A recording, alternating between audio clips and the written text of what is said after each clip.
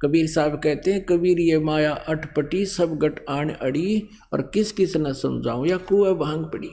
सबको प्यार रखी है, ये सब उसी के बच्चे हैं।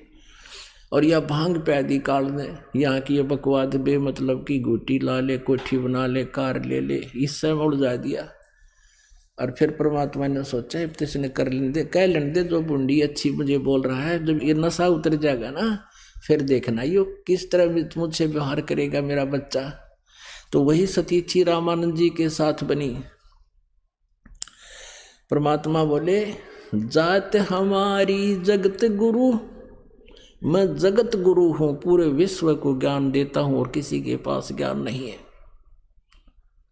और पुण्यात्माओं वेद गवाही देते हैं, ऋग्वेद मंडल नंबर 9 सूक्त नंबर 86 मंत्र 26-27, ऋग्वेद मंडल नंबर 9 सूक्त 82 मंत्र 1, 2, 3 में, ऋग्वेद मंडल नंबर 9 सूक्त 96 के मंत्र 16 से लेकर 20 में, ऋग्वेद मंडल नंबर 9 सूक्त 20 मंत्र 1 में, ऋग्वेद मंडल नंबर 9 सूक्त नंबर 1 मंत्र 8 और 9 में, और भी बहुत स्थानों पर है। यह स्पष्ट किया है कि वो कबीर परमात्मा है, ऊपर तीसरे धाम मुक्ति धाम में रहता है, वहां से गति करके आता है, अपनी अच्छी आत्माओं को मिलता है, उनको तत्व ज्ञान से परिचित करवाता है। यो तत्व ज्ञान वही बताता है आकर के, अपनी महिमा आप ही ठीक ठीक बता सकता है, और कोई नहीं जानता उस परमात्मा की द्वारा रची हुई सृष्टि को और उसके अध्यात्म ज्ञान को। उसी दृष्टिकोण से परमात्मा यहाँ खड़े हैं, कह रहे हैं, जात हमारी जगत गुरु और परमेश्वर है पंथ। मेरा पंथ यानी कौन सा मार्ग है, जैसे कोई तो विष्णु जी का पंथ है, वैष्णु है, वो विष्णु तक का ज्ञान जानते हैं, विष्णु जी तक का, और किसी का नाथ पंथ है, वो शिव जी तक का ही मार्ग है, वो शिव जी को इष्ट रूप में मानकर वही उसी का मार्ग है, वही पंथ है।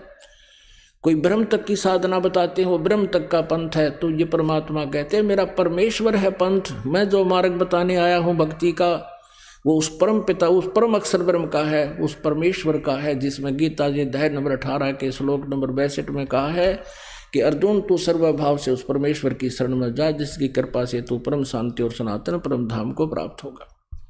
मेरा वो उस परमेश्वर वाला पंथ है। परमात्मा स्वयं अपनी महिमा आप ही बताने आई। और मेरा नाम पूछते हो तो मैं वो परम अक्षर ब्रह्म हूँ। अब यह बात रामानंद जी के गले नहीं उतरी। रे बालक सुन दुर्बुद्धि, तेरा घटमट तन आकारे, दास गरीब दर्द लगा हो बोले सिरजनहारे। अब देख गरीबदास साहब जी कह रहे हैं कि भगवान ने अपने आप को भगवान कह दिया कि मैं परमात्मा हूँ। तो इस बात का दुख हुआ रामानंद जी को और गाली देने लग गया। रे बालक सुन दुर्बुद्धि, तेरा घटमट तन आकार तो दिखाई देता, साकार भगवान तो निराकार है। अब विष्णु जी का पुजारी और मूर्ति रख है, सारे चित्र ला रहा और कह स्वर्ग में जाऊंगा, वहाँ भगवान रहता है विष्णु जी, और फिर भी उसके लोक वेद से मान रहा है कि भगवान तो निराकार होता है और तू दिखाई दे रहा है। और फिर क्या बताते हैं कि तू मोमन का पाल हुआ। अब जैसे मोमिन माने मुसलमान, तुझे वो मुसलमान जुलाहा नीरू उठा कर लाया था, तेरी माँ का बेरा ना तेरे बाप का, तेरी जात का बेरा ना तेरे धर्म का, कुजात तू अपने आप को भगवान कहता है। रामानंद जी भगवान को गालियां दे रहे हैं। तुम मोमन के पालवा, यानी उस एक मुसलमान जुलाहे के घर पर तू पल रहा है और अपने आप को भगवान कहता है। तुम मोमन के पालवा, जुल्हे के घर बासे, दास गरीब अज्ञान गति, एकता दृढ़ विश्वास।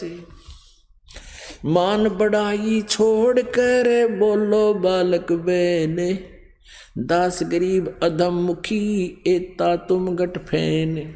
मरत मरत बहु जग गए, लखी न अस्थिर ठोरे, दास गरीब जिहान में तुम सा नीच न और। रामानंद जी परमात्मा को अच्छी बुरी बुरी बुरी कह रहे, खोटी खोटी। तर्क तलु से बोलते रामानंद सुर ज्ञाने, दास गरीब कुजात है आखिर नीच निदान।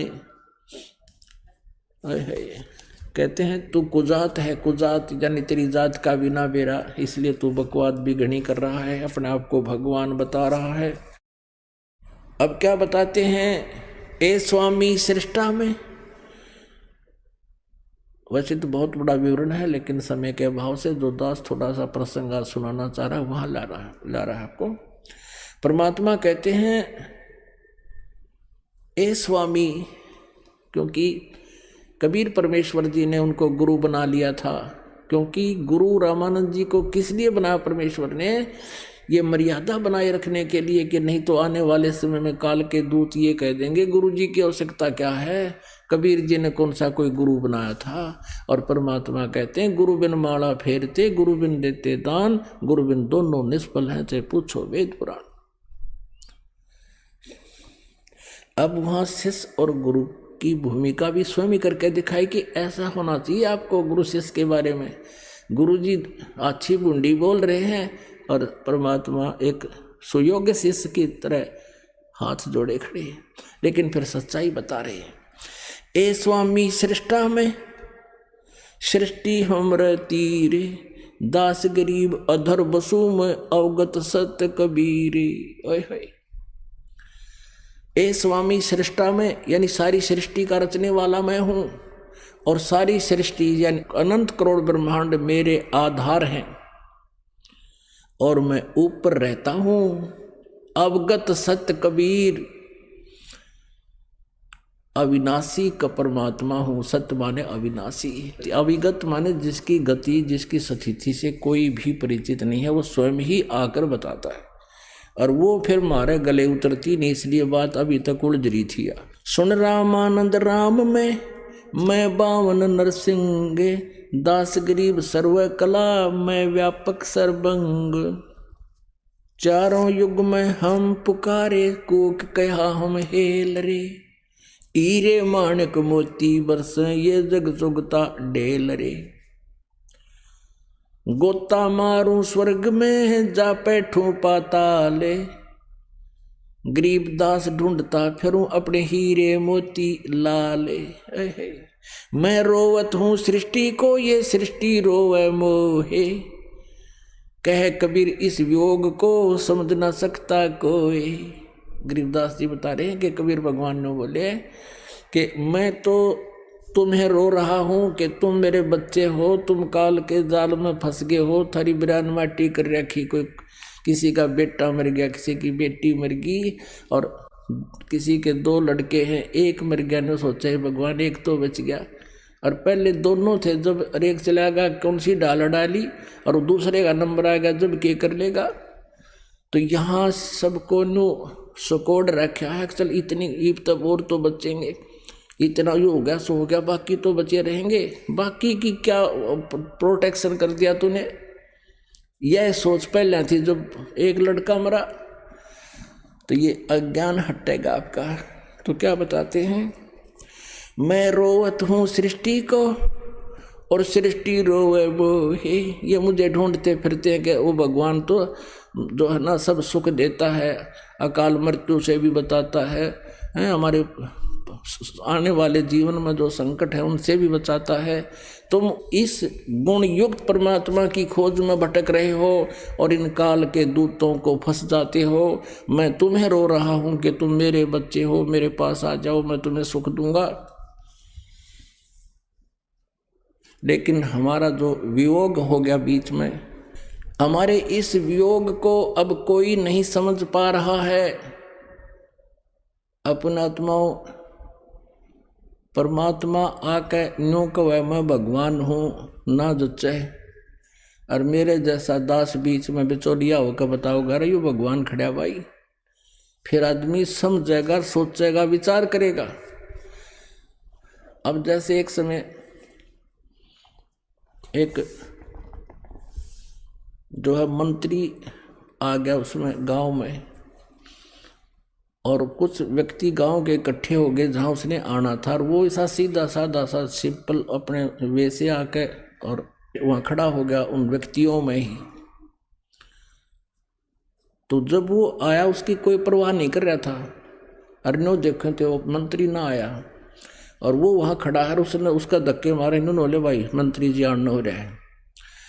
और वो उसके साथ फिर गनमैन था, वो कहने लगा अरे ये है मंत्री जी, सचमुच है कहाँ? फिर लग गए उसका, नहीं चौधरी साहब राम राम। अब वो आप ना जच्चा हो जाए, इकला उतारने को कह दे मैं मंत्री हूँ, कि वो जाना नहीं थे, नहीं पड़ा रहे तुम क्यों गाड़ी गुड़ी कोई देखी कोई ना, वो पैदल उतर का दूर तो चल पड़ा बेचारा, गाड़ी पीछे छोड़ा भी लोग नो ना सोचेंगे क्यों तो गणी टोर में आया है। तो इस प्रकार अगर भगवान आकर नो भी कह दे मैं भगवान हूँ, ना जच्चा किससे कह, और हमारे जैसा बताओगा उसके 100 गुण और उससे हुए हुए बेनिफिट, फिर हमारा बुद्धि में होगी सचमुच यू है परमात्मा। मैं रोवत हूँ सृष्टि को, सृष्टि रोवे मोहे, गरीबदास इस वियोग को समझ न सकता कोई। कहने का भाव ये है कि रामानंद जी ने फिर कहा कि भाई बच्चा ये तो घनी बड़ी, क्योंकि कॉन्फिडेंस से बोल रहे परमात्मा। रामानंद जी के जगह घर करे थी कि जो न्यू का है कि मैंने सारी सृष्टि रची न्यू है, तो उसकी आत्मा पकड़ी गई। उसने सोचा यू कदे फिर इससे निपटूंगा, कुछ ज्ञान चर्चा करेंगे तो कुछ अच्छी बात बोला है। उससे पहले उसने अपनी कोई क्रिया करनी थी, एक मानसिक पूजा करे था रामानंद जी। विष्णु जी की मूर्ति जैसे स्वप्न में कोई स्वप्न देखता हो वैसे करता था। तो उसमें क्या करते हैं, कर्मकांड के अंदर भगवान की मूर्ति के सब कपड़े उतार दिए जाते हैं और वो गंगा जल से नहाते थे, जैसे स्वप्न के हिसाब से एक प्रैक्टिस थी उसकी। मानसिक सेवा बोलते थे, पूजा कहते थे, सेवा माने पूजा। तो मानसिक पूजा कर रहा था, जैसे भगवान की मूर्ति के कपड़े उतार दिए, नहा दिए गंगा जल से, सब कपड़े पहना दिए, धोती भी कुर्ता भी हैं, और तिलक लगा दिया जैसे वैष्णो साधु लगाते हैं तिलक, एक लंबा डेताई का, और ऊपर मुकुट रख दिया। अब सारा कुछ कर दिया, फिर देखा कि आज भगवान के गले में कंठी ना डाली माला। अब उसने सोची माला रखी दिखी अलग, सपने में जैसे होता है, उठा कर उसने सोची भी माला, अब माला ना डाला गले में तो पूजा खंडित।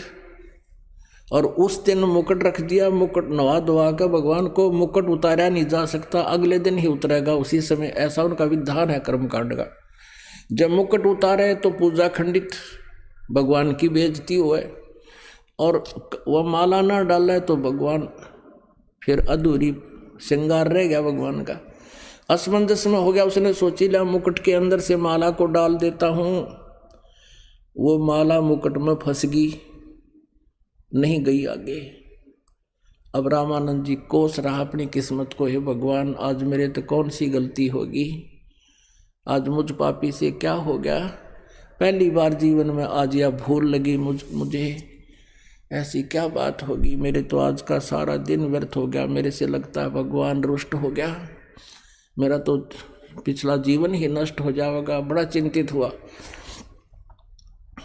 आगे पर्दा है, कोई मूर्ति बाहर नहीं है, मानसिक पूजा रामानंद जी कर रहे हैं। और फिर परमात्मा ने बाहर से कहा, 5 वर्ष के बालक के रूप में खड़े परमेश्वर ने, कि स्वामी घुंडी खोलकर इस माला की गांठ खोल लो, और फिर माला गलडार, फिर वह गांठ ला दे दोबारा गले में भगवान के डाल के, आपने मुकुट उतारना नहीं पड़ेगा। अब रामानंद जी ने सोचा, रे तेरा गजब यो भगवान खड़ा, बाहर तो कोई वस्तु दृष्टि गोचर नहीं है, मैं कोई साकार मूर्ति नहीं रख रहा, सेगनी क्रिया कर रहा, मैं तो मन से कर रहा हूँ। और इसने मेरे मन की बात बता दी। कहते हैं आडा पर्दा दूर भगा और लीना कंठ लगा। कहाँ तो उसको एक जुलाहे का लड़का धारण कर कुजायत कर रहा था, और फिर भगवान सामने दिखाई दिया, सीने से लगा लिया। 5 वर्ष के बालक को 104 वर्ष के वृद्ध ने। पुण्यात्माओं, इसको ब्राह्मण कहते हैं, इसको भगत कहते हैं। कहते हैं ब्राह्मण सोए जो ब्रह्म पहचाने, ब्रह्म ने परमात्मा को पहचान ले। और लोक लाज मर्याद जगत की तृण जो तोड़ बगावे, जब कोई राम भगत गत पावे। अब एक तरफ तो सारा समाज बैठा, ब्राह्मण वर्ग बैठा था, और रामानंद जी एक नंबर के ब्राह्मण थे। बात भी यहीं अड़ी हुई थी कि वो नहीं मान रहे थे कि कबीर जी दुल्हाए को रामानंद जी ने उपदेश दे रखा है। और उसी समय रामानंद जी ने देखा, बाढ़ में जाओ, ये समाज जिस उद्देश्य के लिए सारा जीवन ला रखा, 16 साल की उम्र में साधु बन गया था, और आज वो भगवान सामने खड़ा, ये समाज क्या देगा मुझे, ये सोचकर भक्त ने भगवान को सीने से लगा लिया। अब जब परमात्मा को सीने से लगाया तो उनका शरीर में हड्डी नहीं थी, इतना रुई जैसा शरीर था। यजुर्वेद अध्याय नंबर 40 के मंत्र नंबर 8 में उसमें लिखा है कि सपरि आगात शुक्रम अकायम असनाविरम कबीर मनीषी स्वयंभू परिभू व्यवधाता। वो परमात्मा कबीर परमेश्वर जो है वो यहाँ तत्वदर्शी संत रूप में आता है, और उसका शरीर बिना नाड़ी के जोड़ जुगाड़ का होता है। शुक्रम अकायम, माता पिता के संयोग से बनी हुई शुक्र सी उसकी शरीर नहीं होता। तो वही रामानंद जी प्रमाण कर रहे हैं। अब क्या होता है, रामानंद जी ने और भी बहुत से प्रश्न किए, परमात्मा ने सॉलिड उत्तर दिए। रामानंद जी कहने लगे, बच्चा मैं तेरे से बहुत गहराई से बात करना चाहता हूँ। परमात्मा कहने लगे, ठीक से स्वामी जी बातें करो। वो बैठ गए एक साइड में जाकर दोनों जने, और वो ब्राह्मण गए विदक। वो जो देखना रहे थे कि, और साथ में वो विवेकानंद भी विदक क्या कि स्वामी जी का तो बुढ़ापे में दिमाग खराब हो गया, और एक शूद्र के बच्चे को सीने से लगा दिया। वो तो सारे खिसक गए, बैठ गए दोनों गुरु चेल, भगवान और आत्मा पुण्यात्मा जिसके लिए वो उतर कर आते हैं। अब रामानंद जी देखो, इस मन की बड़ी जो है ना खराब वृत्ति है इसकी। एक बार तो मान लिया भगवान है, फिर अपने ज्ञान से फिर सोचने लग गया, फिर प्रश्नों की जड़ी लगा दी भगवान के सामने। इतने में एक ब्राह्मण आ गया, ब्राह्मण जाति से एक व्यक्ति आ गया। वो बहुत दुखी था और पहले से ही रामानंद जी का शिष्य था।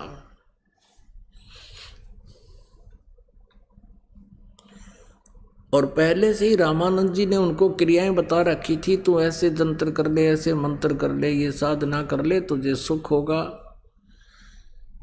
अब उस शिष्य ने सारा कुछ कर लिया था, और उस दिन वो घना दुखी था और आके कहने लगा, गुरुदेव मैंने आपके द्वारा बताए गए सारे जंतर मंत्र कर लिए, जो भी साधनाएं आपने दी थी मैंने कोई कसर नहीं छोड़ी, लेकिन मेरा पूरा परिवार जकड़ा पड़ा है और सभी दुखी हैं।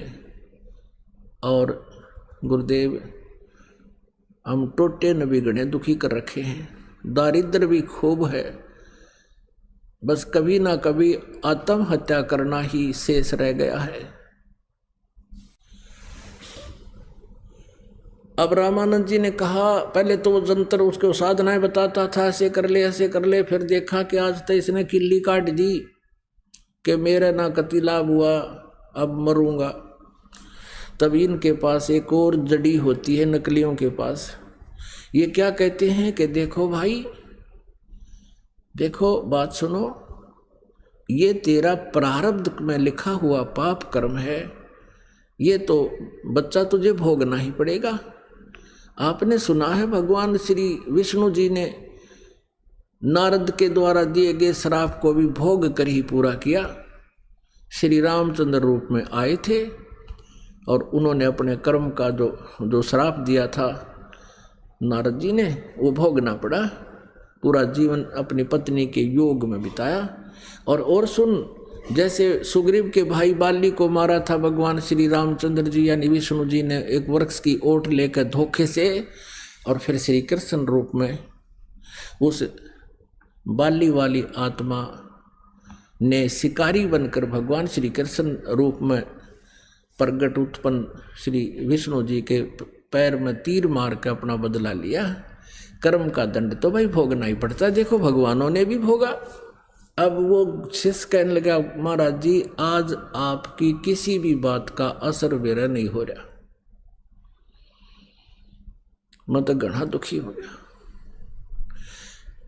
अब परमात्मा कबीर जी बोल पड़े बीच में कि स्वामी जी जिन भगवानों और देवताओं की तुम पूजा करते और कराते हो उनसे पाप कर्म नहीं कट सकता, उनसे जीव दुखी से सुखी नहीं हो सकता, क्योंकि आपके भगवान का विधान है जैसे कर्म आपके लिए हैं वैसे ही भोगने ही पड़ेंगे। और परम अक्षर ब्रह्म जिसका मैं संदेश लेकर आया हूं, परमात्मा ने अपने को छुपा कर वहां कहा, वो परम अक्षर ब्रह्म घोर पाप का भी नाश कर देता है। अब वो रामानंद जी कहता है कि बच्चा कबीर जी भगवान की विधान में कहीं भी मैंने नहीं पढ़ा, मैंने चारों वेद पढ़ लिए, गीता जी मैंने पढ़ ली, पुराणों का मैं ज्ञाता हूँ, परमात्मा के विधान में कहीं नहीं लिखा है कि वो जीव के पाप नाश कर सकता है, प्रारब्ध का नाश कर सकता है। परमेश्वर ने कहा कि स्वामी जी यजुर्वेद अध्याय नंबर 8 के श्लोक नंबर 13 में देखिएगा। अब रामानंद जी का संस्कृत तो सारी याद थी पर उसका निष्कर्ष पता नहीं था, इसका अर्थ क्या बना, वास्तविकता क्या है, तो उसने तुरंत ही संस्कृत बोल दी। परमात्मा ने कहा इसकी हिंदी भी सुना दे। तब रामानंद जी ने कहा कि सचमुच इसमें तो ऐसा ही लिखा है कि परमात्मा तो घोर पाप का भी नाश कर देता है। अब देखिएगा यजुर्वेद, हाँ उसमें क्या कहता है रामानंद जी के बच्चा मैं नहीं, ये तो आप किसी भी उसको देख लीजिए, वो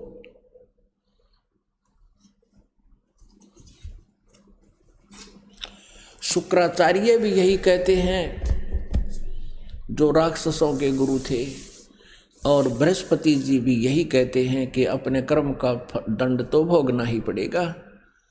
और फिर प्रमाण दिखाते पुराण में ऐसा लिखा, देखिएगा जो रामानंद जी ने कहा कि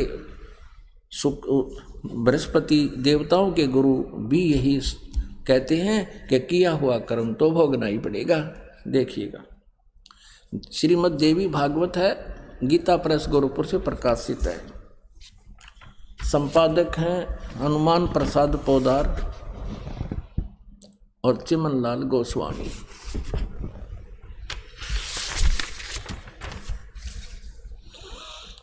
इसके प्रकाशक एवं मुद्रक हैं ये गीता प्रेस गोरखपुर, गोविंद भवन कार्यालय कोलकाता का संस्थान।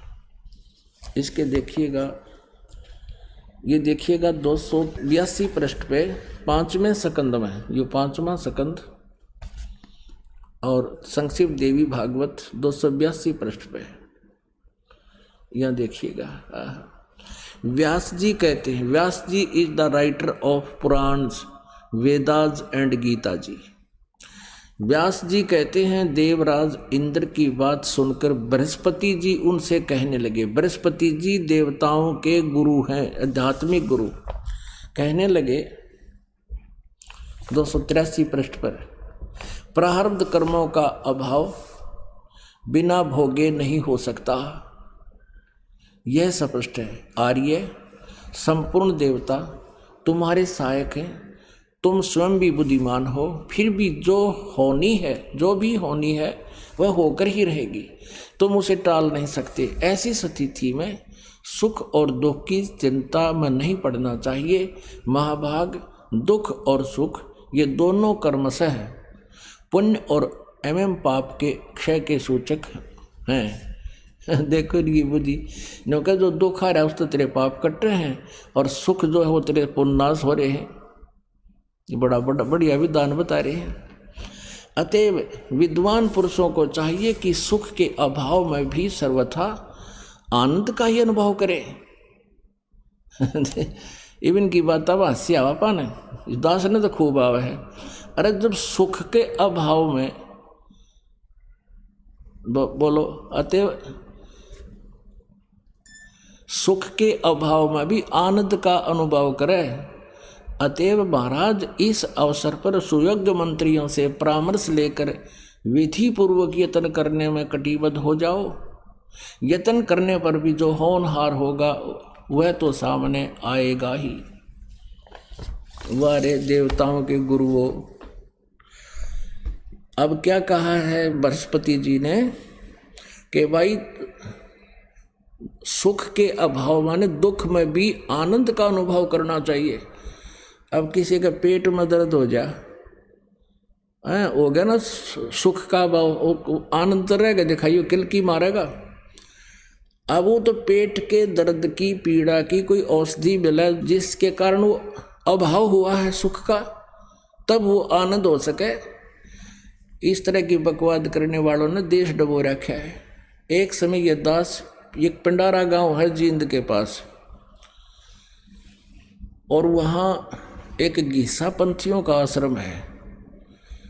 उस समय तक इस दास को नाम देने का आदेश मेरे गुरुदेव ने नहीं दिया था, और मुझे कुछ मालिक की प्रेरणा थी। ये दास ये इस चीज़ से प्रभावित था कि गीसा संत जी को, आदरणीय गीसा साहिब जी को भगवान मिले थे, और उनसे उसके पंथ के लोगों को भी कबीर परमेश्वर का ज्ञान होगा, इस उद्देश्य से उनका सत्संग हो रहा था। पिंडारा वहाँ चला गया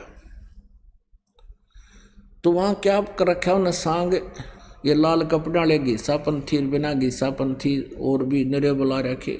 और उनमें से एक व्यक्ति, ये उसके विषय में ये बताया जाता था स्टेज सेक्रेटरी के द्वारा कि ये बड़े विद्वान पुरुष हैं, काशी विद्यापीठ पढ़कर आए हैं, बड़े मर्मज्ञ ज्ञाता हैं अध्यात्म के।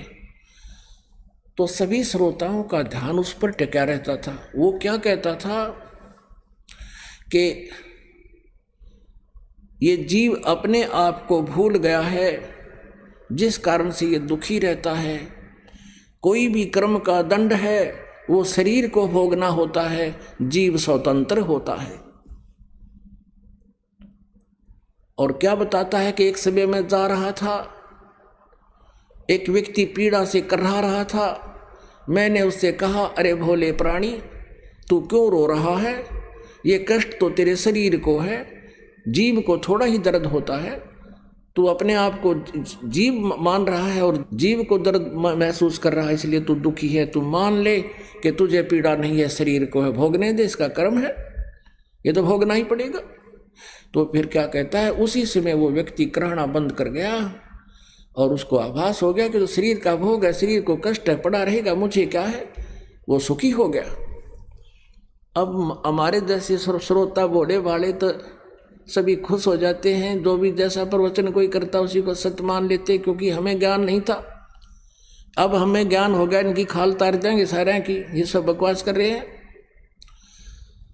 तो उस समय जितने और जो बैठे थे उस स्टेज के ऊपर 10-12 लाइन में, वो सारे फेल कर दिए। उसने इस तरह के लतीफे तार बातें कह कर छोड़ दे।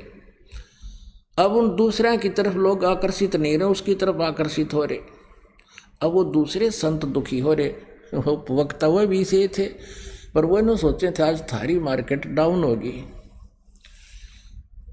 अब कुदरती क्या हुआ कि तीसरे दिन, वो 3 दिन का सत्संग था, 2 दिन तो खूब चढ़ा रहा। तीसरे दिन सत्संग करके वो क्या करता था, उसका नंबर आता था सबसे पहले।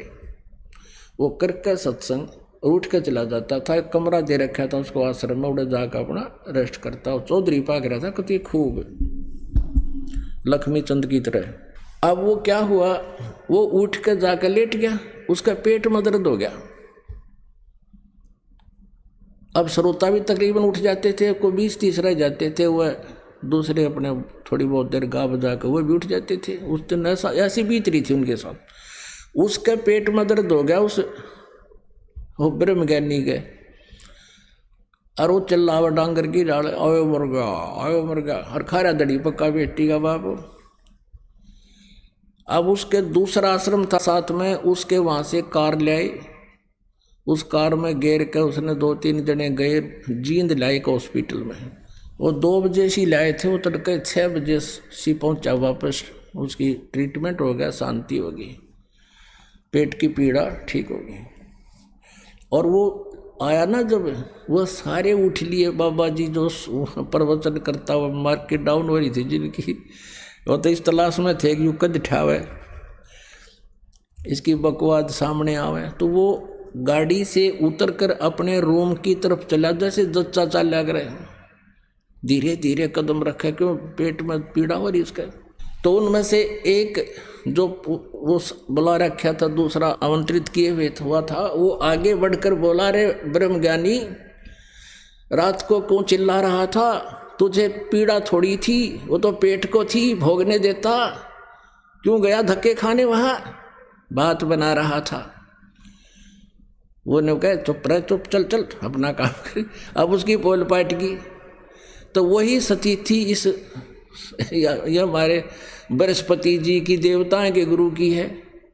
नो कह सुख के अभाव में भी आनंद ही महसूस करना चाहिए। पेट में दर्द हो, किलकी मारा आदमी, टांग टूट रही हो, बता कैसे सुख महसूस हो सकता? उसका ट्रीटमेंट हो, जिस कारण से दुख है उसका समाधान हो, तब वो सुख अनुभव हो सकता है।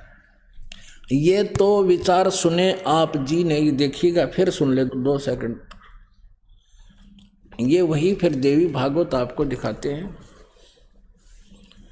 श्रीमद् देवी भागवत गीता प्रेस गोरखपुर से प्रकाशित है। इसके 5वें स्कंद में ये 282 पृष्ठ पे आपने यहाँ से पढ़ा कि व्यास जी कहते हैं, देवराज इंद्र की बात सुनकर बृहस्पति जी उनसे कहने लगे।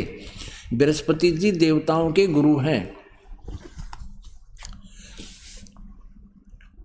प्रारब्ध कर्म का अभाव बिना भोगे नहीं हो सकता, यह स्पष्ट है। आर्य, संपूर्ण देवता तुम्हारे सहायक हैं, तुम स्वयं भी बुद्धिमान हो, फिर भी जो होनी है वह होकर रहेगी, तुम उसे टाल नहीं सकते। ऐसी स्थिति में सुख और दुख की चिंता में नहीं पड़ना चाहिए। महाभाग सुख और दुख ये दोनों कर्म से पुण्य और पाप के क्षय के सूचक हैं। देख कितनी बढ़िया थ्योरी कि सुख तुझे मिला है तो तेरे पुण्य नाश हो रहे हैं, और जो दुख तुम भोग रहा है तेरे पाप नाश हो जाएंगे। बस ये विधान तो फिर आम आदमी ने बता दे, तुम्हारी क्या जरूरत है।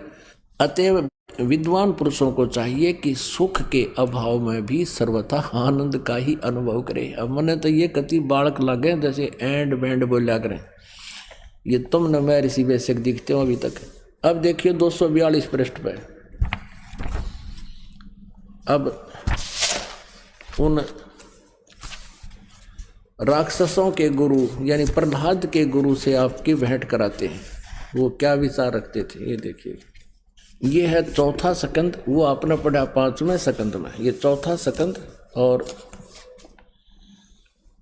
ये 243 पृष्ठ पे।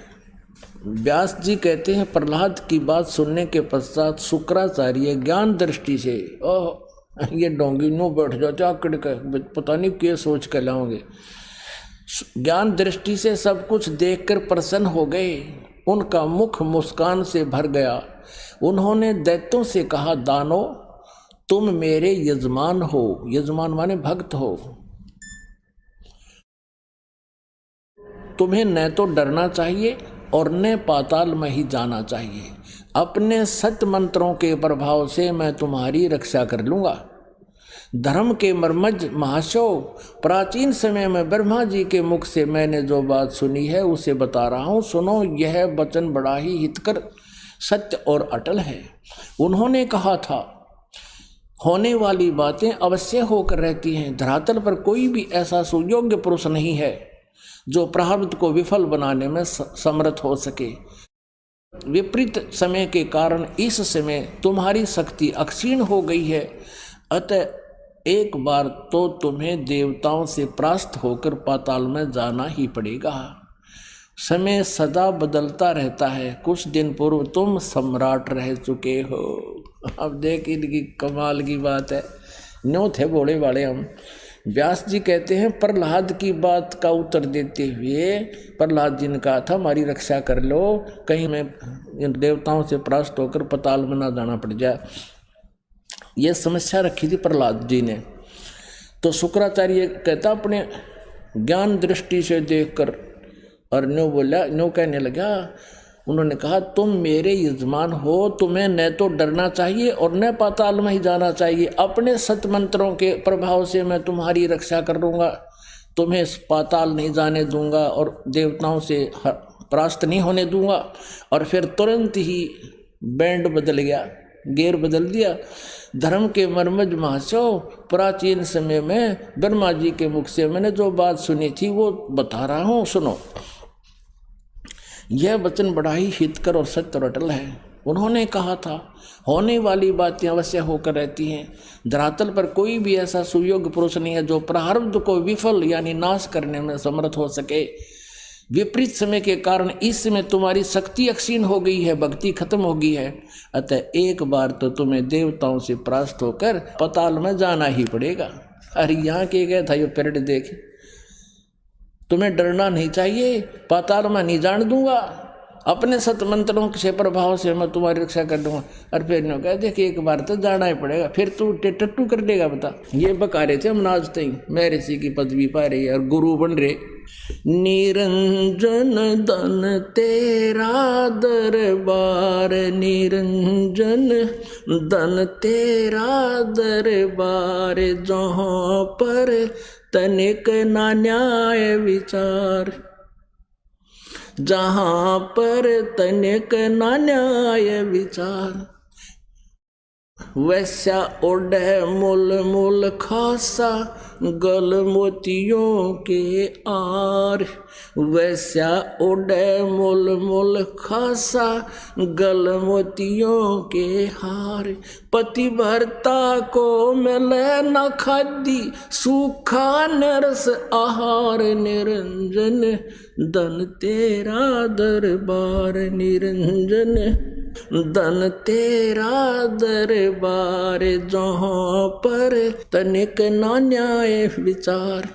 इन पाखंडी की पूजा जग में संत को कहें लबाड़े, पाखंडी की पूजा जग में संत को कहें लबाड़। अज्ञानी को परम विवेकी, ज्ञानी को मूढ़ गवार, निरंजन धन तेरा दरबार, जहाँ पर तनिक न न्याय विचार। कह कबीर सुनो भई साधो, या सब उल्टा व्यवहार। कह कबीर सुनो भई साधो, या सब उल्टा व्यवहार। सच्चों को तो ये झूठा बतावे, इन झूठों का एतबार, निरंजन धन तेरा दरबार, निरंजन धन तेरा दरबार, जहाँ पर तनिक ना न्याय विचार। अपनात्माओं, आपको वेद दिखाते हैं। वेद क्या बताते हैं कि परमात्मा घोर पाप का भी नाश कर देता है प्रारब्ध के। जैसे परमेश्वर कबीर जी ने कहा अपनी सच्चिदानंद घन ब्रह्म की वाणी में, जब ही सतनाम हृदय धरो, भयो पाप को नाश। जैसे चिंगारी अग्नि की बाई, पड़े पुराण घास। परमात्मा कहते हैं कि इस सतनाम से, ये जो मंत्र मैं तुम्हें दूंगा, इससे आपका सभी पाप नाश हो जाएंगे, संचित भी, प्रारब्ध के भी, और क्रियावान तो आप पर नष्ट हो जाएंगे, क्योंकि हम पाप कराएं को नहीं, सोच बूझ के कदम रखेंगे। और फिर भी किसी कारण से इच्छा कर मारे नहीं, बिन इच्छा मर जा, कह कबीर तास का पाप नहीं लगे। तो वो हमारे पास साबुन और जल, ये सतनाम है। किसी कारण से अनजाने में कोई गलती पाप हो जाता है तो इस मंत्र से वो साफ हो जाता है। अब आपको दिखाते हैं यजुर्वेद क्या बताते हैं। उस परम अक्षर ब्रह्म की महिमा लिखी है कि वो घोर पाप को भी काट देते हैं। और यही स्थिति इस नकली महर्षि दानंद की थी। अब एक बात समझने की है पुण्यात्माओं, ये महर्षि दानंद आंडी पाक रहा था इस कलयुग में, और इसकी विचारधारा वही थी जो इन अन्य ऋषियों की थी जिनको वो रिजेक्ट करना चाहता था। ये देखिएगा उनके अनुभव, उसके सारे जीवन में जो उसने किया और सोचा और समझा, वेदों को सत्यार प्रकाश में लिख गया। ये थोड़ा सा दिखाएंगे एक झलक। ये सत्यार्थ प्रकाश है, महर्षि दानंद सरस्वती द्वारा लिखा गया। ये कहाँ से छपा है, किसने प्रकाशित किया है? इसमें ये देखो वेदों की मोहर लगा रखी है कि मैंने इन वेदों आदि सभी सदग्रंथों से प्रमाण लेकर इस सत्यार्थ प्रकाश की रचना की है। महर्षि दानंद कह रहा है, वेद आदि विविध सदशास्त्र प्रमाणै संविनतः श्रीमद परमहंस परिव्राजक आचार्य महर्षि दानंद सरस्वती स्वामी विरचित। महर्षि दानंद के द्वारा ये वेद आदि सभी सदग्रंथों से के प्रमाणों से लिखा है। इसमें जो लिखा वेदों अनुसार है, ये इनका कहने का ये भाव है। और ये यहाँ से प्रकाशित है। और छपा कहाँ से है? आचार्य प्रिंटिंग प्रेस, दानंद मठ, गोहाना मार्ग, रोहतक से। अब इसके 7वें समोल्लास में ये देखिएगा, ये 7वां समोल्लास है 163 पृष्ठ पे, और ये सत्यार्थ प्रकाश है। यहाँ देखिएगा, किसी ने प्रश्न किया कि ईश्वर अपने भक्तों के पाप अक्षमा करता है वा नहीं? उत्तर नहीं, क्योंकि जो पाप अक्षमा करे तो उसका न्याय नष्ट और सब मनुष्य महापापी हो जाएं, क्योंकि उनको पाप करने में उत्साह और निर्भयता हो। जैसे कोई राजा अपराधियों के पाप की अक्षमा करे तो वे अधिक अधिक अपराध पाप करने लगे, और जो अपराध नहीं करता वह भी अपराध करने से नहीं डरेगा। इसलिए सब कर्मों का यथावत फल देना ईश्वर का काम है, अक्षमा करना नहीं। इनमें बुद्धि तो थी नहीं, ये तो उसी कैटेगरी का था जो ये ऋषि में ऋषि थे, उसी कुल से था जो ब्राह्मण वर्ग से, लेकिन उस पुराणों से भी अधिक अज्ञान बना के और इसने इसको सत्यार्थ प्रकाश रूपी इस बोतल में डाल दिया वो अड़ंगा, और हम इसको अभी तक समझ नहीं सके थे। अब देखो पीछे पंजाब प्रांत में उग्रवाद फैल गया था, युवा बच्चे किसी के भ्रमित किए हुए अपराधी बन गए थे। फिर भारत सरकार ने उनसे कहा था, भाई जिसने जो भी अपराध कर लिया सो कर लिया, अब जो भी व्यक्ति अपने पिछले आगे कोई अपराध ना करने की प्रतिज्ञा करेगा और मुख्य धारा में आ जाएगा तो उसके सारे मुकदमे वापस ले लिए जाएंगे। और ऐसा ही हुआ था। और उसके बाद देखो कैसी शांति होगी। तो इसकी किसी आधार से भी थ्योरी ठीक नहीं। ये कहता है कि यदि कोई राजा अपराधी का अपराध अक्षमा कर दे तो कोई नहीं डरे, दूने पाप करेंगे। देखो आध्यात्मिक मार्ग ऐसा ही है। अनजानपने में जिससे जो गलतियां होगी वो उन बच्चों जैसी थी जो उग्रवाद में शामिल हो गए थे अनजानपने में, और फिर उनको उसका पता लग गया कि तो गलत काम हो गया, वो मुख्य धारा में आ गए, फिर शांति होगी, वो फिर सभ्य समाज में आ गए और सभ्य बन गए।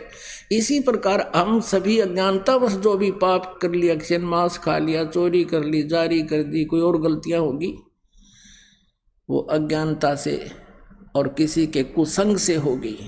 अब हम फिर मुख्य धारा में आ जाएंगे, भगवान हमारे सारे मुकदमे वापस ले लेगा।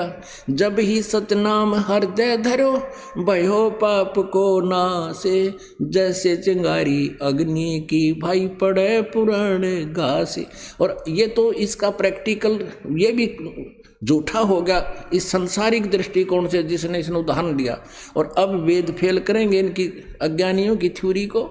वेद बताते हैं परमात्मा घोर पाप का भी नाश कर देता है। ये देखिएगा ये जरूर। और इसको इस अनुवाद भी इस दानंद जी ने कर रखा है। इसने प्रकाशक है सार्वदेशिक आर्य प्रतिनिधि सभा 2/5 महर्षि दानंद भवन रामलीला मैदान नई दिल्ली से। मुद्रक ये Prince offset printers 1510 Pataudi house Daryaganj नई दिल्ली से।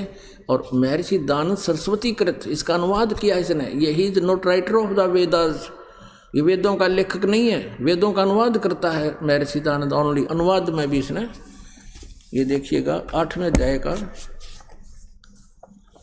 13वां मंत्र, ये है अध्याय 8 यजुर्वेद 8वां अध्याय 241 पृष्ठ पे। यहाँ पर है ये 13वां मंत्र और इसका अनुवाद इन्होंने किया है यहाँ पर 242 पृष्ठ पे। यजुर्वेद ये 242 पृष्ठ पे ये अर्थ है, हे सब के उपकार करने वाले मित्र आप। ये मित्र का अर्थ इसने उलझाने के लिए लिखा या परमेश्वर के लिए है। इसने सत्यार्थ प्रकाश में खुद कहा है प्रथम अध्याय में कि सबका सबसे हितकारी होने के कारण, हितैषी होने के कारण परमेश्वर का नाम मित्र है। तो हम यहाँ परमेश्वर कहेंगे, हे सब के उपकार करने वाले परमेश्वर, दान देने वाले के अपराध के विनाश करने वाले हो। यानी जो दान देता है उसके प्रारब्ध में जो पाप हैं उनका नाश कर देते हो। यानी कुछ ऐसे पाप हैं जो दान से नष्ट होते हैं, कुछ ऐसे पाप हैं जो अपनी सेवा से साफ होते हैं, कुछ ऐसे पाप हैं स्वाध्याय से साफ होते हैं, नाश होते हैं, कुछ ऐसे पाप हैं जो सतनाम से ही, जो किसी से भी ना हो फिर सतनाम से होते हैं। तो यहाँ लिखा है कि दान देने वाले के अपराध के विनाश करने वाले हो। वेद बता रहे हैं भगवान की महिमा। साधारण मनुष्यों के किए हुए अपराध, एनस्य मन अपराध के विनाश करने वाले हो, अक्षमा करने वाले हो। और पिता के किए हुए विरोध आचरण के अच्छे प्रकार हरने वाले हो, नाश करने वाले हो। क्योंकि एवजन माने नाश करना, और आत्म करते से अपने किए हुए एनस्य माने पाप के, अवजन माने दूर करने वाले हो, नाश करने वाले हो, अवजन माने विनाश करने वाले हो। एनस अधर्म के यानी घोर पाप के नाश करने हारे हो। और हो जानता हुआ मैं कुछ भी अधर्म आचरण किया करता हूँ वा करूँ। ओह, वे तो कहते पहले जो कर चुके और अब कर रहा हूँ और आगे भी जो करूँगा, अनजानपने में तो जो कुछ भी किया करता हूँ करूँ, उस सब का एनस माने पाप का, दुष्ट आचरण नहीं। एनस से हम ही सब कुछ पढ़ सकते हैं, इसको भी पढ़ सकते हैं संस्कृत को, क्योंकि नागरी लिपि है। एनस से माने पाप है, तो कहते हैं उस सर्व से माने सब, एनस से माने पाप के, अवजन माने नाश करने वाले आप हैं। परमात्मा कहा करते थे, गुरु बिन वेद पढ़े जो प्राणी, समझे न सार रहे अज्ञानी। अपने आत्माओं, ना तो व्यास जी को ज्ञान, ना ब्रह्मा जी को ज्ञान वेदों का, नहीं तो ये भाषा कैसे कहता। जो शुक्राचार्य जी कह रहे हैं कि मैंने ब्रह्मा जी से सुना था कि कोई भी पाप कर्म का नाश, प्रारब्ध का नाश नहीं कर सकता, जो दुख है वो भोगना पड़ेगा। और ना बृहस्पति जी को ज्ञान। और इस नकली में ऋषि दानंद को तो था कहीं तो बांग पिए पड़ा रहा करता, दड़ी दूध पीवर दंड पे लिया करता। अपने आत्माओं, इनको गुरु नहीं मिले। कौन से गुरु? गीता जी अध्याय नंबर 4 के श्लोक नंबर 34 में कहा है, गीता ज्ञानदाता कहता है कि अर्जुन, परमात्म ज्ञान को, उस तत्व ज्ञान को जो परमात्मा के विषय में जानकारी जिसमें दी गई है, उस तत्व ज्ञान को तू तत्वदर्शी संतों के पास जाकर समझ, और वो तुझे परमात्मा का ज्ञान बतावेंगे। यजुर्वेद अध्याय नंबर 40 के श्लोक नंबर 10 में कहा कि कोई तो परमात्मा को निराकार बताता है, जो जन्म नहीं लेता, असंभवात। कोई उसको संभवात कहता है कि वो अवतार रूप में जन्म लेता है। तो परमात्मा का यथार्थ ज्ञान तत्वदर्शी संत बताते हैं, उनसे सुनो। यानी गीता ज्ञानदाता वही है, वेद ज्ञानदाता भी वही ब्रह्म है। वो कहता है कि मैं उस अध्यात्म ज्ञान से पूर्ण परिचित नहीं हूँ, उसको तो तत्वदर्शी संत बतावेंगे। वो जगत गुरु तत्वदर्शी संत बताते हैं, उनसे सुनो। और वो ना ब्रह्मा जी को मिले, ना व्यास जी को मिले, और ना बृहस्पति जी को मिले, ना शुक्राचार्य जी को मिले। तो क्या बताते हैं परमात्मा? इसलिए ये वेदों से अपरिचित रहे। गुरु बिन वेद पढ़े जो प्राणी, समझे न सार रहे अज्ञानी। गुरु बिन काहू न पाया ज्ञाना, जो थोथा बुस छड़े मूढ़ किसान। अब क्या बताते हैं? युगन युगन की वासना, हुई इकट्ठी आड़े, निर्मल कैसे होवेगा तेरा, वो संत लगे ना काने। अब परमात्मा क्या बताते हैं? समझा है तो सिर धर पाओ, बहुर नहीं रे ऐसा दाव। ये संसार समझदा नाई, कहंदा श्याम दोपहरे नू। गरीब दास ये वक्त जात है, रोवोगे इस पैरे नू। बोलो सतगुरुदेव जय हो। बंदी छोड़ के जय हो। तो पुण्यात्माओं, आपका सौभाग्य है, आपको ये अनमोल वचन, अनमोल ज्ञान सुनने जोगा बनाया। पहले तो भगवान ने आपको विद्वान बनाया, शिक्षित किया, और दास को इसका जानकार बनाया। आज आपके रूबरू ऐसा बना दूंगा जैसे पहली का कहता हुआ, अगर वेद गीता और पुराणों को आप याद रखोगे। बोलो सतगुरुदेव।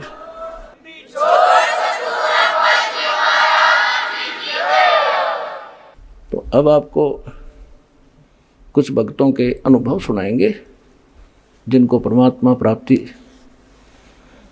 से प्राप्त जो लाभ हुए हैं वो अपने मुख कमल से बताएंगे। सुनिएगा। नमस्कार जी। सत साहेब जी। क्या नाम है जी आपका? जी कृष्णा चौरसिया। कृष्णा जी, आप कहाँ से हैं? जी हरिद्वार से। संत रामपाल जी महाराज से नाम दीक्षा आपने कब ली? जी 9 अगस्त 2020 में हमने संत रामपाल जी महाराज जी से नाम दीक्षा ली। संत रामपाल जी महाराज से नाम दीक्षा लेने से पहले आप क्या भक्ति साधनाएं किया करते थे? जी सभी देवी देवताओं की पूजा करते थे, जैसे सब लोग करते हैं वैसे ही करते थे। तीर्थ व्रत भी करते थे, लेकिन कहीं से कोई लाभ नहीं मिल रहा था। बस दुख बढ़ते ही चले जा रहे थे, दुखों का अंत ही नहीं हो रहा था। तो फिर क्या कारण बना कि आप संत रामपाल जी महाराज की शरण में आए? जी मैं यूट्यूब चैनल पर सत्संग देख रही थी, सतलोक आश्रम आया, उस पर मैंने क्लिक किया तो सत्संग आने लगे। उस सत्संग में मैंने देखा कि उसमें लिखा हुआ, उसमें बता रहे थे संत रामपाल जी महाराज कि ब्रह्मा विष्णु महेश के माता पिता कौन है। हमने फिर और भी ज़्यादा दिलचस्पी लेनी शुरू करी, और फिर हमने मालिक के सारे सत्संग सुने। लगभग हम 1 महीने तक उनके सत्संग सुनते रहे। फिर हमने ज्ञान गंगा पुस्तक ऑर्डर की, फिर हमने उनका सारा ज्ञान समझा, सृष्टि की रचना कैसे हुई, सब कुछ पढ़ के फिर हमने मालिक से नाम दीक्षा ली। जी संत रामपाल जी महाराज जी से। संत रामपाल जी महाराज से नाम दीक्षा लेने के बाद आपको क्या लाभ मिले? जी बस लाभ ही लाभ मिले, हानि तो कोई भी नहीं हुई। बस लाभ इतने मिले कि मैं आपको बताना चाहूँ तो बस दिन कम पड़ जाएगा, लेकिन आपको हम बस जो मोटे मोटे लाभ है वो आपको बता देती हूँ। मुझे थायराइड हो गया था और दिमाग की नसों में बहुत दर्द रहता था, नसें सिकुड़ चुकी थी। हमने डॉक्टर को दिखाया तो डॉक्टर ने बोला कि ये तुम्हारी बीमारी अब ख़त्म नहीं होगी, ठीक नहीं होगी, आपको पूरी ज़िंदगी दवाई खानी पड़ेगी। फिर हमने इलाज कराया, लेकिन बस वही है कि दवाई खाते रहे, चलते रहे। चक्कर भी बहुत आते थे, बहुत बीमारी रहती थी। पति भी हमारे बोलते थे कि कभी भी तुम ठीक नहीं रहती हो। वो भी बहुत परेशान हो चुके थे मेरी बीमारी से, और हमारे घर में गृह क्लेश भी बहुत रहता था। आर्थिक स्थिति भी बहुत ख़राब हो गई थी हमारी, बच्चे भी बीमार रहते थे। घर में किसी प्रकार की सुख शांति नहीं थी, बस अशांति थी, और कर्जे से भी बहुत ज़्यादा हम परेशान हो चुके थे। लेकिन जब से मालिक संत रामपाल जी महाराज जी के शरण में आए, उनसे नाम दीक्षा ली, उनके शरण में जाते ही मेरी सारी बीमारी ठीक हो गई, और हमारी आर्थिक स्थिति भी बहुत अच्छी हो गई। और हम 12 साल से किराए के मकान में धक्के खा रहे थे, बहुत परेशान थे, अपना मकान ले ही नहीं पा रहे थे, क्योंकि कर्ज से ही नहीं मुक्ति मिलती थी, अपना मकान कहाँ से ले पाते। लेकिन जब से सदगुरु रामपाल जी महाराज जी के शरण में आए, तब से मालिक ने इतने सुख दिए कि 1 साल के अंदर मालिक ने मुझे अपना घर भी दे दिया, घर की आर्थिक स्थिति भी बहुत अच्छी कर दी, सारे कर्जों से भी मुक्ति मिल गई। और मेरा बच्चा, उस पर बेसमेंट के नीचे हमारा एक कमरा था, उसमें मेरा बच्चा नीचे लकड़ी के सीढ़ी से नीचे उतर रहा था, 40 किलो का दरवाज़ा उसके सर पर गिरा, लेकिन बंदी छोड़ सदगुरु रामपाल जी महाराज जी ने पल पल रक्षा करते हैं। उसके सिर्फ सिर पर एक हल्की सी खरोंच आई, नहीं तो मेरा बच्चा मेरे हाथ नहीं आता। वो तो परमात्मा सदगुरु रामपाल जी महाराज जी के शरण में आने से उन्होंने रक्षा करी और मेरा बच्चा आज बिल्कुल ठीक ठाक है। मैंने ना कहीं दिखाया ना कहीं अल्ट्रासाउंड कराया। सब लोगों ने कहा कि दिखाओ भाई, दिमाग का मामला है, लेकिन मुझे अपने सदगुरु रामपाल जी महाराज जी पर भरोसा था और मेरा बच्चा बिल्कुल ठीक ठाक है, नॉर्मल है और पढ़ाई भी अच्छे से कर रहा है। और जी इससे पहले मैं धन्ना सदगुरु राम रहीम जी से भी जुड़ी हुई थी और ये गायत्री मंत्र जो देते हैं यहाँ पर हरिद्वार के अंदर, वहाँ भी मैंने लिया, वहाँ भी मैंने काफ़ी मंत्रों का जाप किया, सब कुछ किया। और भी कुछ लोग मिले थे गुरु, ऐसे ही बाबा लोग, उनसे भी मंत्र लिए, उनसे भी मंत्र करके मैंने साधना की, पर कहीं से कोई लाभ मिल ही नहीं रहा था। दुख ही दुख आ रहे थे, कहीं से कोई सुख नहीं मिला था। यहाँ तक कि जब मेरे ऊपर कष्ट आए तो मायके से भी सपोर्ट मिलनी बंद हो गई, मतलब दरवाजे बंद हो गए। पापा मेरे डॉक्टर थे, उनको जब मेरे ऊपर दुखों का पहाड़ टूट पड़ा, मेरे को बार बार मायके जाना पड़ता था, तो मेरे पापा को हार्ट अटैक आ गया और पापा के जाने के बाद मेरा मायके से भी दरवाज़ा बंद हो गया और मैं अकेली पड़ गई थी, कोई साथ नहीं देता था। लेकिन संत रामपाल जी महाराज जी के शरण में जब से आई हूँ, मालिक ने इतने सुख दिए, इतनी मौज दी कि अब सभी लोग मुझे पूछने लगे। नहीं तो कहीं भी कोई इज्जत नहीं करता था, मान नहीं करता था, कोई पूछता नहीं था। अब ज़रूरत ही नहीं है, मालिक की भक्ति में सुख ही सुख मिल रहा है। संत रामपाल जी महाराज से नाम दीक्षा लेने के बाद आपको बहुत सारे लाभ मिले, तो जो दर्शक आज आपको टीवी पर देख रहे हैं, खास करके महिलाएं जो दुखी हैं, उनके लिए आप क्या कहना चाहेंगे? उन सभी बहनों से मेरी यही प्रार्थना है कि बहनों, हम सब इस काल के लोक में रहे हैं और काल के लोक में सुख नाम की कोई चीज़ नहीं है। और अगर अपना सब दुख दूर करना चाहते हो तो संत रामपाल जी महाराज जी से नाम दीक्षा लेकर अपने सभी दुखों से छुटकारा पा सकती हैं, क्योंकि संत रामपाल जी महाराज जी के अतिरिक्त पृथ्वी पर कोई भी संत नहीं है जो हमारे दुखों को दूर कर सकता है। चाहे आप कितने ही ज्योतिषों के पास चले जाओ, चाहे आप कितने ही बाबाओं के पास चले जाओ, क्योंकि ये सारे नकली गुरु जितने भी आ रखे हैं, ये सब काल के दूत हैं। और बस एक बंदी छोड़ सदगुरु रामपाल जी महाराज ही ऐसे संत हैं पृथ्वी पर जो हमें इन सभी दुखों से निजात दिला सकते हैं। और आप भी सभी भी मेरे जैसे सुखी हो सकते हो और लाभ उठा सकते हो। और आप भी आइए और परमात्मा सदगुरु रामपाल जी महाराज जी से नाम दीक्षा लेकर अपना कल्याण कराइए। संत रामपाल जी महाराज से नाम दीक्षा कैसे ली जा सकती है? संत रामपाल जी महाराज जी से नाम दीक्षा लेने के लिए चैनल पर सदगुरु रामपाल जी महाराज जी का सत्संग आता है, उस पर पीली पट्टी चलती है, उस पर नंबर लिखे होते हैं। उस नंबरों पर फ़ोन करके आप अपने नज़दीकी दान सेंटर पता कर सकते हैं और वहाँ पर नाम दीक्षा लेकर अपना कल्याण करा सकते हैं। धन्यवाद जी। सत साहिब।